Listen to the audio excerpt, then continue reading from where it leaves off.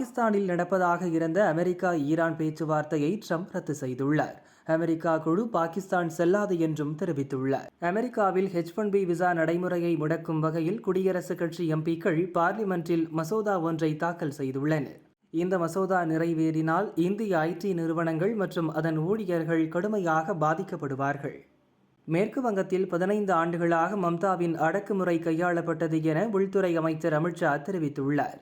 மம்தா ஆட்சியில் தாய்மார்களும் சகோதரிகளும் அடக்குமுறைக்கு உள்ளாக்கப்பட்டனர் என்றார். பாஜகவின் உண்மையான எதிரி காங்கிரஸ் தான், மம்தா அல்ல என மேற்கு வங்க பிரச்சாரத்தில் ராகுல் பேசினார்.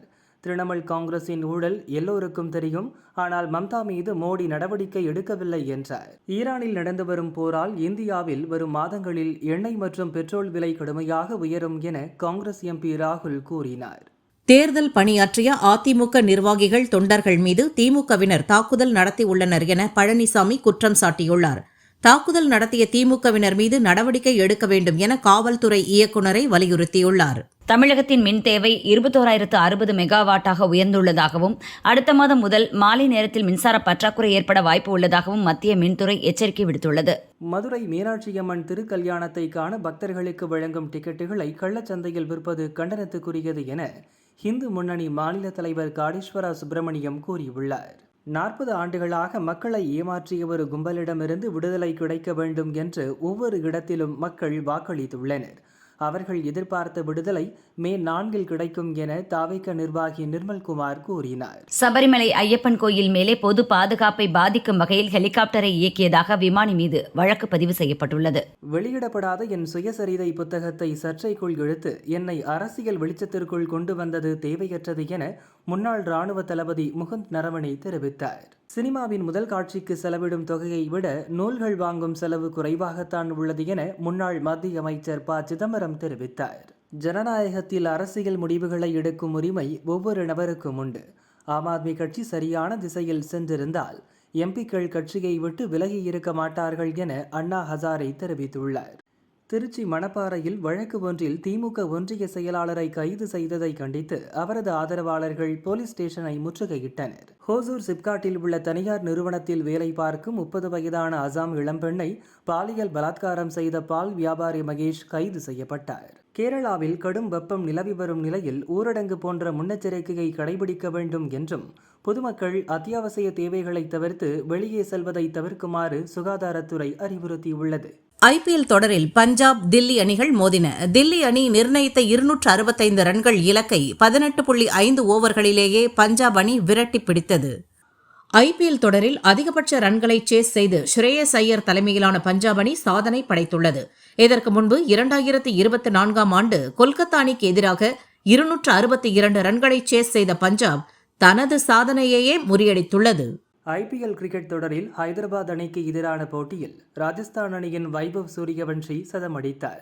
36 பந்துகளில் 12 சிக்ஸர், 5 பவுண்டரிகளுடன் சதமடித்தார். திருச்சி தென்னூர் உக்கிர மாகாளியம்மன் கோவில் சித்திரை தேர் திருவிழாவின் 3ஆம் நாளான இன்று அம்மன் பூத வாகனத்தில் எழுந்தருளி வீதி புலா வந்தார்.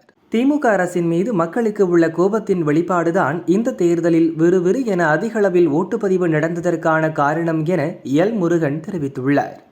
வாக்குப்பதிவு செய்யப்பட்டுள்ள EVM இயந்திரங்கள் மற்றும் வாக்காளர் தாம் அளித்த வாக்கினை சரிபார்க்கும் கருவிகள் அனைத்தும் காப்பறைகளில் பாதுகாப்பாக வைக்கப்பட்டுள்ளதாக தமிழக தேர்தல் கமிஷனர் அர்ச்சனா பட்நாயக் தெரிவித்துள்ளார். என்னை இறுக தழுவி கட்டிப்பிடித்து அன்பு காட்டினார் பிரதமர் என மேற்கு வங்கத்தில் ஹூக்ளி நதியில் பிரதமர் மோடிக்கு படகு ஓட்டிய கௌரங்க பிஸ்வாஸ் பெருமிதத்துடன் தெரிவித்தார். தமிழகத்தில் அடுத்த மாதம் முதல் மின் பற்றாக்குறை அதிகரிக்க வாய்ப்புள்ளதாக மின் வாரியத்தை மத்திய அரசு எச்சரித்துள்ளது. அமைச்சர் கீதா ஜீவன் ஓட்டுக்காக கொடுத்த பணம் தூத்துக்குடி மாவட்ட கடற்கரை பகுதியில் முறையாக பட்டுவாடா செய்யப்படவில்லை. இதனால் அங்கு திமுகவுக்கு குறைவான ஓட்டுகளை கிடைத்ததாகவும் பெரும்பாலான ஓட்டுகள் தாவேகாவுக்கு சென்றுவிட்டதாகவும் அக்கட்சி நிர்வாகி ஆரோக்கியதாஸ் வெளியிட்ட வீடியோவால் பரபரப்பு ஏற்பட்டுள்ளது. கோயில்களில் பாரம்பரிய வழிபாட்டு முறைகளில் நீதிமன்றம் தலையிட முடியாது. கடவுளை எந்த முறையில் வழிபட வேண்டும் என்பதை முடிவு செய்வது பக்தரின் உரிமை என சபரிமலை வழக்கில் சுப்ரீம் கோர்ட்டின் 9 நீதிபதிகள் அமர்வு கருத்து தெரிவித்துள்ளது. அமெரிக்கா அனுமதிக்காக காத்திருக்கிறோம். மின் நிலையங்களை தாக்கி ஈரானை மீண்டும் கற்காலத்துக்கு அனுப்புவோம் என இஸ்ரேல் தெரிவித்துள்ளது. திருத்தணி முருகன் கோயிலில் சித்திரை மாத பிரம்மோற்சவ விழாவை முன்னிட்டு சிறப்பு மலர் அலங்காரத்தில் நாகவெள்ளி வாகனத்தில் வீதி உலா சென்ற முருகப்பெருமானை அங்கு கூடியிருந்த திரளான பக்தர்கள் தரிசனம் செய்தனர். விசிகாவில் சீட்டு மறுக்கப்பட்ட 2 எம்எல்ஏக்களுக்கு கட்சியில் பதவி வழங்கப்பட்டுள்ளது. எஸ். பாலாஜிக்கு மாநில பொருளாளர் பதவியும், ஷானவாசுக்கு மாநில முதன்மை செயலாளர் பதவியும் வழங்கப்பட்டது. சட்டசபை தேர்தலை ஒட்டி சொந்த ஊர்களுக்கு சென்றவர்கள் சென்னை மற்றும் பிற ஊர்களுக்கு திரும்பிச் செல்வதற்காக இன்றும் நாளையும் 14,508 சிறப்பு பஸ்கள் இயக்க உள்ளதாக போக்குவரத்துக் கழகம் அறிவித்துள்ளது. சிசிடிவி கேமராக்கள் பொருத்தும் பணி நடைபெறுவதால் கோவை ஜிடி நாயுடு உயர்மட்ட மேம்பாலத்தில் இன்றும் நாளையும் இரவு 10 மணி முதல் காலை 8 மணி வரை போக்குவரத்துக்கு தடை விதிக்கப்பட்டுள்ளது.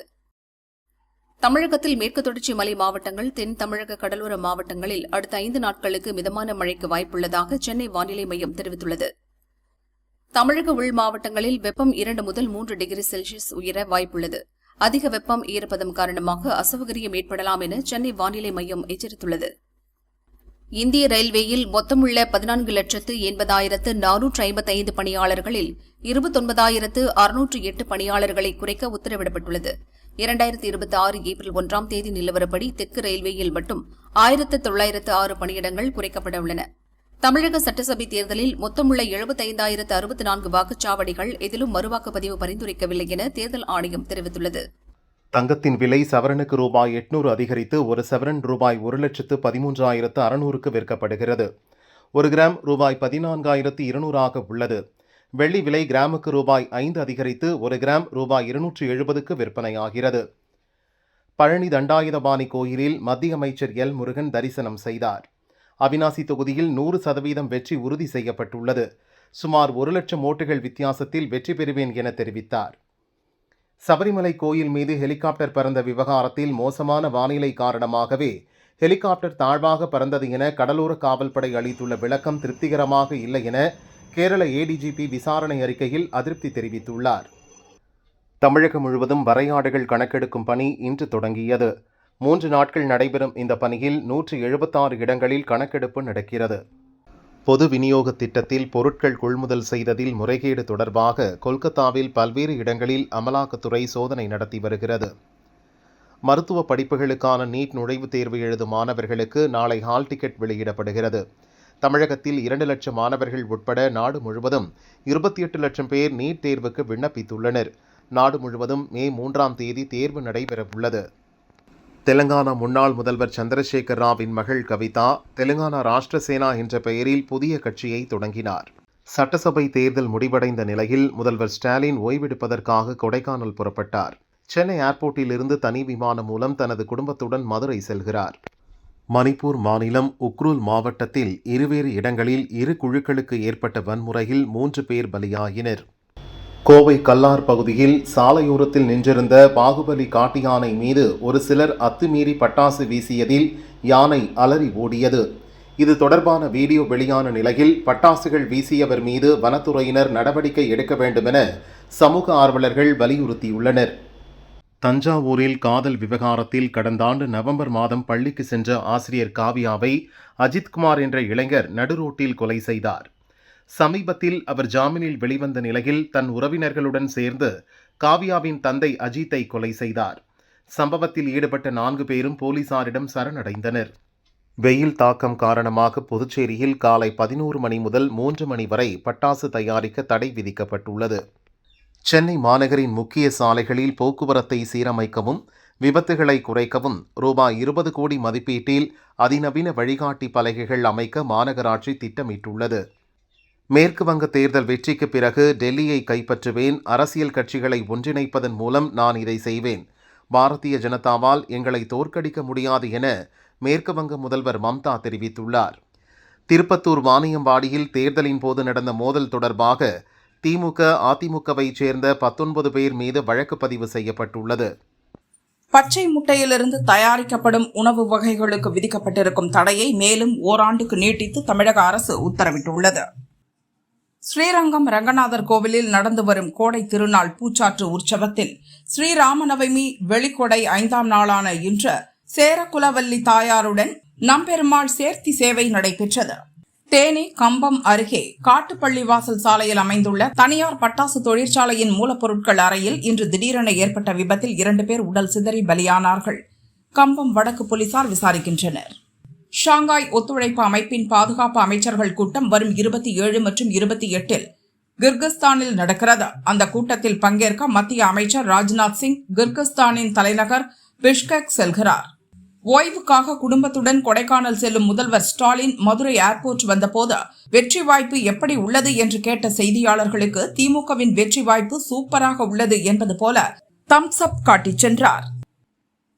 நீதிமன்றங்களுக்கு அழைத்துச் செல்லும் குற்றவாளிகள் வாகனங்களில் போலீசாருடன் வீண் தகராறில் ஈடுபடுவதை தவிர்க்க சென்னையில் சிறை கைதிகளை அழைத்துச் செல்லும் 50க்கும் மேற்பட்ட காவல் வாகனங்களில் நவீன சிசிடிவி கேமராக்கள் பொருத்தப்பட்டுள்ளன. மதுரை சித்திரை திருவிழாவின் சிகர நிகழ்ச்சியான கள்ளழகர் வைகை ஆற்றில் இறங்கும் வைபவம் வரும் 1ஆம் தேதி நடைபெறும் நிலையில் விழாவிற்கான பணிகள் மும்முரமாக நடக்கிறது. பக்தர்களுக்கு தேவையான வசதிகள் குறித்தும் பாதுகாப்பு நடவடிக்கைகள் குறித்தும் அம்மாவட்ட கலெக்டர் நேரில் சென்று ஆய்வு நடத்தினார். நமது சுயநலத்திற்காக ஒரு கட்சியை விட்டு வெளியேறி மற்றொரு கட்சியில் சேர்வது சரியல்ல என ஆம் ஆத்மியிலிருந்து விலகிய 7 எம்பிக்கள் பாரதிய ஜனதாவில் இணைந்தது குறித்து சமூக ஆர்வலர் அண்ணா ஹசாரே கூறியுள்ளார். கோடை விடுமுறை தொடங்கியுள்ள நிலையில் தமிழர்களின் வீரத்தையும் அறிவையும் எதிர்கால தலைமுறையினர்களுக்கு கொண்டு சேர்க்கும் வகையில் நெல்லை பாளையங்கோட்டையில் அமைக்கப்பட்டுள்ள பொருணை அருங்காட்சியகத்தில் சுற்றுலா பயணிகள் குவிகின்றனர். வாக்கு எண்ணும் மையங்களில் உள்ள ஸ்ட்ராங் ரூம்களை தொகுதி தேர்தல் அலுவலர்கள் தினமும் 2 முறை சென்று ஆய்வு நடத்த வேண்டும் என தேர்தல் ஆணையம் உத்தரவிட்டுள்ளது. SIR மூலம் ஓட்டுகள் நீக்கப்பட்டிருப்பதால் கூடுதல் ஓட்டுப்பதிவு ஆகியிருப்பது போல் தோற்றம் அளிக்கிறது. இது வழக்கமான ஓட்டுப்பதிவுதான் என திருமாவளவன் தெரிவித்துள்ளார். ஜனநாயகன் படத்தை மீண்டும் பார்த்த தணிக்கை குழு தங்களது முடிவை திங்கட்கிழமை தெரிவிப்பதாக தயாரிப்பு நிறுவனத்திடம் தெரிவித்துள்ளதாக தகவல் வெளியாகியுள்ளது. முழு படமும் ஆன்லைனில் கசிந்த நிலையிலும் அதிகாரப்பூர்வமாக ரிலீஸ் செய்வதில் சிக்கல் தொடர்கிறது. புறவாசல் வழியாக எப்படி ஆட்சியை பிடிக்கலாம் என்ற எண்ணத்தோடு திமுக தயாராக உள்ளது. ஓட்டு எண்ணிக்கை தினத்தன்று NDA கூட்டணி முகவர்கள் மிகுந்த கவனத்துடன் விழிப்புடன் இருக்க வேண்டும் என பழனிசாமி அறிவுறுத்தியுள்ளார். டெல்லியில் வரும் 29ஆம் தேதி காவிரி மேலாண்மை ஆணையத்தின் 50வது கூட்டம் கூடுகிறது. தமிழகத்திற்கான நீர் பங்கீடு குறித்து ஆலோசனை நடத்தி முடிவெடுக்கப்படும் என எதிர்பார்க்கப்படுகிறது. பெங்களூரு CET நுழைவுத் தேர்வின் போது 5 மாணவர்களின் பூணூலை கழற்றச் சொன்ன விவகாரத்தில் 3 பேராசிரியர்கள் அதிரடியாக சஸ்பெண்ட் செய்யப்பட்டதோடு அவர்கள் மீது FIR பதிவு செய்யப்பட்டது. இது இந்து விரோத செயல் என பாரதிய ஜனதா சாடிய நிலையில் கர்நாடக அரசு தொடர் விசாரணைக்கு உத்தரவிட்டுள்ளது. சிவகங்கை சிங்கம்புணரி அருகே உள்ள பிரான்மலை குயிலமுத நாயகி அம்மன் திருக்கொடுங்கண்ணுன்றநாதர் கோயிலில் சித்திரை திருவிழாவை முன்னிட்டு சுவாமிகளுக்கு திருமாங்கல்யம் சூட்டும் திருக்கல்யாண வைபவம் விமர்சையாக நடந்தது. ஆயிரக்கணக்கான பக்தர்கள் பங்கேற்று சுவாமி தரிசனம் செய்தனர். கடும் வெயிலையும் பொருட்படுத்தாமல் ஜனநாயக கடமையாற்றிய வாக்காளர்களுக்கு பழனிசாமி நன்றி தெரிவித்துள்ளார். கண் துஞ்சாது அயராத தேர்தல் பணியாற்றிய அதிமுக தேஜ கூட்டணியினருக்கு நன்றி தெரிவித்துள்ளார். தொங்கு சட்டசபை என நான் சொல்லவில்லை, தேர்தலுக்கு பின் அரசியல் சூழல் மாறும் என்று தெரிவித்தேன் என திருமாவளவன் தெரிவித்துள்ளார். விஜய் பெறும் வாக்கு சதவீதத்தை பொறுத்து அரசியல் சூழல் மாறும் என்றே கூறினேன் என்றார். தமிழகத்தில் ஏப்ரல் 30ஆம் தேதி 7 மாவட்டங்களிலும் மே 1ஆம் தேதி 8 மாவட்டங்களிலும் கனமழை பெய்ய வாய்ப்புள்ளதாக சென்னை வானிலை மையம் தெரிவித்துள்ளது. திருவள்ளூர் அடுத்த பூண்டி ஜெயராம் தெருவைச் சேர்ந்த ஆகாஷின் மனைவி வெயில் காரணமாக ஏசி போட சொல்லியிருக்கிறார். இதனால் இருவருக்கும் வாக்குவாதம் ஏற்பட்டதில் மனைவி தூக்கிட்டு தற்கொலை செய்து கொண்ட சம்பவம் அதிர்ச்சியை ஏற்படுத்தியுள்ளது. திருப்பூரில் வாக்கு எண்ணும் மையத்தில் CCTV கேமராக்கள் சரியாக வேலை செய்யவில்லை. அடையாள அட்டை வழங்காமல் தவேகாவினரை உள்ளே அனுமதிக்காமல் மாவட்ட நிர்வாகம் வஞ்சித்து வருவதாக வாக்கு எண்ணும் மையத்தை முற்றுகையிட்டு தவேகாவினர் போராட்டம் நடத்தினர். இஸ்ரேல் பிரதமர் பெஞ்சமின் நெதன்யாகு தனக்கு ஆரம்ப கட்ட புரோஸ்டேட் புற்றுநோய் கண்டறியப்பட்டதாகவும் அதற்கு உரிய சிகிச்சை அளிக்கப்பட்டு குணமடைந்துள்ளதாகவும் தெரிவித்துள்ளார். வாணியம்பாடி அருகே 17 வயது சிறுமி ஓட்டி சென்ற கார் கட்டுப்பாட்டை இழந்து முன்னால் சென்று கொண்டிருந்த பைக் மீது மோதி விபத்து ஏற்பட்டது. பைக்கில் சென்ற தந்தை மற்றும் அவரது 14 வயது மகள் தூக்கி வீசப்பட்ட நிலையில் தனது கண்முன்னே பெற்ற மகளை தந்தை பறிகொடுத்த சம்பவம் பெரும் அதிர்ச்சியை ஏற்படுத்தியுள்ளது. திருநங்கைகளை மதிக்க வேண்டும். திருநங்கைகளின் பிறப்பில் குறையில்லை, அவர்களை நடத்தும் விதத்தில்தான் குறை உள்ளது என ஐகோர்ட் மதுரை கிளை கண்டித்துள்ளது. தென்கொரியாவில் ஊதிய உயர்வு கோரி சுமார் 40,000 சாம்சங் ஊழியர்கள் வீதியில் இறங்கி போராட்டத்தில் ஈடுபட்டனர். எங்களின் கோரிக்கைகள் நிறைவேறாவிட்டால் 18 நாட்கள் தொடர் வேலைநிறுத்தம் செய்யப்போவதாக எச்சரித்துள்ளனர். உலகில் ரேபிஸ் நோயால் ஆண்டுக்கு 56,000 பேர் இறந்துள்ளனர். தமிழகத்தில் ஆண்டுக்கு 22 முதல் 35 பேர் வரை இறக்கின்றனர். இந்தியா முழுவதும் நாய்க்கடியால் ஆண்டுக்கு 5.25 லட்சம் பேர் பாதிக்கப்படுகின்றனர் என்ற தகவல் வெளியாகியுள்ளது. உங்கள் நேரம் முடிந்துவிட்டது, இது எங்கள் நேரம் என தெலுங்கானாவில் தெலுங்கானா ராஷ்டிரிய சேனா என்ற புதிய கட்சியை தொடங்கிய கவிதா தெரிவித்துள்ளார். என்ன நடந்தாலும் நாங்கள் பின்வாங்க மாட்டோம், எங்கள் லட்சியங்கள் சிதைவதை அனுமதிக்க மாட்டோம் என்றார். ஆலங்குளத்தில் கள் இறக்கியதாக விவசாயி மணிகண்டன் மீது போலீசார் துப்பாக்கிச் சூடு நடத்திய வழக்கை சிபிஐ விசாரணைக்கு மாற்றக் கோரி ஐகோர்ட் மதுரை கிளையில் மனு தாக்கல் செய்யப்பட்டது. இந்த வழக்கு நிலுவையில் இருக்கும் வரை தென்காசி போலீசார் அது பற்றி விசாரிக்கக் கூடாது என நீதிபதிகள் உத்தரவிட்டனர். ஆர்ஜி பாலாஜி இயக்கத்தில் நடிகர் சூர்யா நடித்துள்ள கருப்பு படத்தின் இசை வெளியீட்டு விழா மதுரையில் நாளை நடைபெறும் என புதிய போஸ்டரை வெளியிட்டு படக்குழு அறிவித்துள்ளது. கோவையில் நடக்கும் கர படத்தின் ப்ரமோஷன் நிகழ்ச்சிக்காக நடிகர் தனுஷ் கோவைக்கு வந்தார். ஏர்போர்ட்டில் அவருக்கு உற்சாக வரவேற்பு அளித்த ரசிகர்கள் வேல் பரிசாக வழங்கினர். திருச்சி சின்னக்கடை வீதியில் தங்க நகை மதிப்பீட்டாளர் மகாராஷ்டிராவைச் சேர்ந்த பாலாஜியை 5 பேர் கொண்ட குழு தாக்கி கை கால்களை கட்டி போட்டு 1 கிலோ தங்கத்தை கொள்ளையடித்து சென்றுள்ளனர். 5 பேரும் அதே மாநிலத்தைச் சேர்ந்தவர்கள் என தெரிய வந்துள்ளது. மதுரை சித்திரை திருவிழாவை முன்னிட்டு கள்ளழகர் ஆற்றில் இறங்கும் நிகழ்வுக்காக வைகை அணையிலிருந்து நீர் திறக்கப்பட்டுள்ளது. வினாடிக்கு 500 கன அடி வீதம் திறக்கப்பட்ட நீர் தற்போது 300 கன அடியாக குறைக்கப்பட்டுள்ளது. ஐபிஎல் வரலாற்றில் 800 பவுண்டரிகளை விளாசிய முதல் வீரர் என்ற சாதனையை ஆர்சிபி வீரர் விராட் கோலி படைத்துள்ளார். சென்னையில் அதிக அளவில் பெண்கள் ஓட்டளித்துள்ளனர்.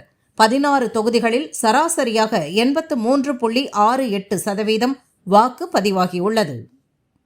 ராஷ்டிரிய சரண்டர் சங்கம் என RSS அமைப்பை கடுமையாக ராகுல் விமர்சித்துள்ளார். நாக்பூரில் போலி தேசியவாதத்தை பேசும் RSS அமெரிக்கா சென்றால் அடிமைத்தனத்தை காட்டுகிறது என்றார். ராஷ்டிரிய சரண்டர் சங்கம் என RSS அமைப்பை கடுமையாக ராகுல் விமர்சித்துள்ளார். நாக்பூரில் போலி தேசியவாதத்தை பேசும் RSS அமெரிக்கா சென்றால் அடிமைத்தனத்தை காட்டுகிறது என்றார். பரதேசி, கபாலி உள்ளிட்ட படங்களில் நடித்த ரித்விகாவிற்கு கடந்த ஆண்டு வினோத் லட்சுமணன் என்பவருடன் திருமண நிச்சயதார்த்தம் நடந்தது. ஆனால் திருமணம் நின்றுவிட்டது. இதுபற்றி ரித்விகா கூறுகையில், திட்டமிட்டபடி திருமணம் நடக்கவில்லை என்றார். இப்ப மகிழ்ச்சியாக இருக்கிறீர்களா என்ற கேள்விக்கு இல்லை, ஆனால் விரைவில் மகிழ்ச்சியாக இருப்பேன் என்று நம்புகிறேன் என பதிலளித்தார். மதிமாறன் புகழேந்தி இயக்க சூரி நாயகனாக நடிக்கும் படம் மண்டாடி. மீனவர் சமூகத்தின் வாழ்க்கையை மையமாக கொண்டு கட்டுமர படகு போட்டி பின்னணியில் ஒரு வலுவான கதை சொல்லுடன் இந்த படம் உருவாகி வந்தது. பல மாதங்கள் கடலோர பகுதிகளில் கடினமான சூழலில் படப்பிடிப்பு நடந்து வந்த நிலையில் தற்போது நிறைவடைந்துள்ளது.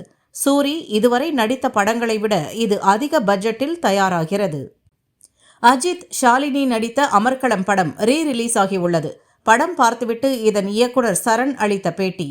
இந்த படம் பல நினைவுகளை கொண்டு வருகிறது. படத்தில் அஜித், ஷாலினி நிஜ காதலர்களாக வாழ்ந்தார்கள். அவர்களின் திருமண நாளில் படம் ரீ-ரிலீஸ் ஆனது மகிழ்ச்சி. அவர்களுக்கு திருமண நாள் வாழ்த்துகள்.